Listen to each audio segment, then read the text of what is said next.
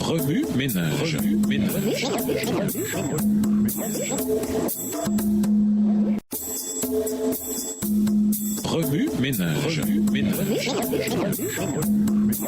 Bienvenue à votre émission Remue ménage. Nous voilà leçon de lundi, interpréter la religion pure et authentique. Selon la croyance populaire, ceux qui sont très religieux sont censés avoir davantage droit au paradis. Mais le message adressé à l'église de la Odyssée, Apocalypse 3, versets 14 à 22, révèle que cette fausse hypothèse peut devenir l'un des pièges les plus trompeurs pour ce type de personnes. Voici en quoi consiste ce piège, la religiosité. Souvent focalisée sur le comportement et le cérémoniel, peut facilement être confondue avec la vraie religion, plus focalisée sur les relations. Le mot religion, du latin religare, ce qui signifie lier, à nouveau, fait référence à l'initiative de Dieu de reconnecter une relation brisée avec. Cette relation a été rompue par l'homme dans le jardin d'Éden. Depuis lors, le péché est devenu plus qu'un acte. Il est devenu une condition de la nature humaine, provoquant la séparation d'avec Dieu. Ésaïe 59, le verset 2, et par conséquent la mort. Romains 6, le verset 23. Bien qu'essentielle dans une relation avec Dieu, la religiosité, le zèle et une stricte obéissance sont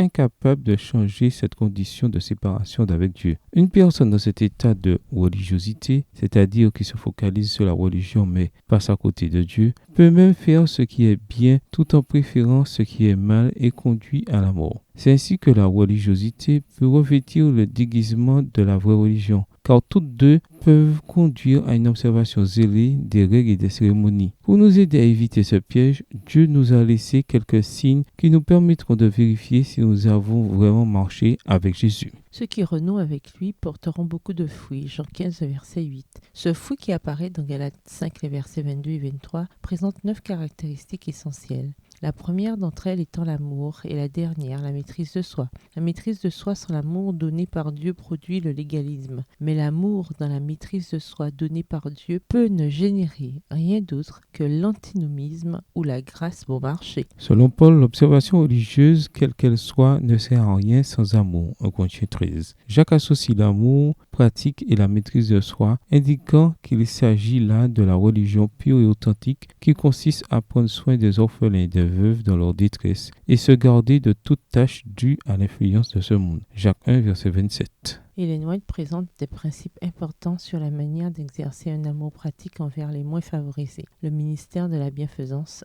chapitres 22 et 23. Nous ne devons pas refuser notre aide à ceux qui nous demandent de la nourriture, à ceux qui ont faim. Pages 145 et 146. Notre intérêt devrait inclure à la fois leur bien-être spirituel et leur bien-être temporel. Page 144. Prendre soin de seul aspect ne représentera pas l'objectif de Jésus pour eux. C'est une erreur de donner sans discernement à tous ceux qui sollicitent notre aide. Page 144 et 145. Le Seigneur ne nous demande pas de soutenir ceux qui ne sont pas diligents. Nous devons plutôt manifester de la tendresse et de la compassion envers ceux qui sont frappés par une pauvreté inévitable. Page 151. En accordant notre attention à ceux qui ne cèdent pas eux-mêmes, nous risquons d'encourager l'oisiveté, l'impuissance, l'extravagance et l'intempérance. Page 145. Le monde ne doit rien à quiconque est capable de travailler et de gagner sa vie. Page 145.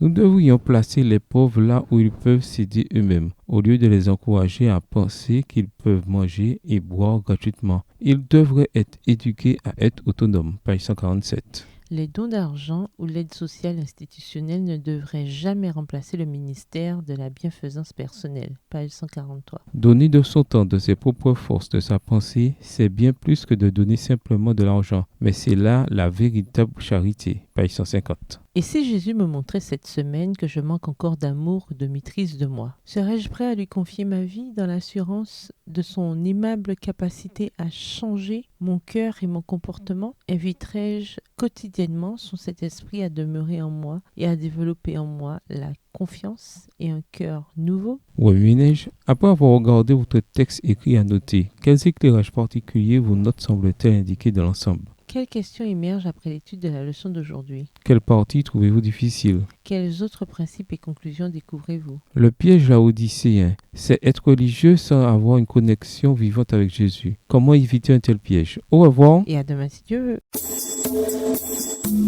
Remue ménage.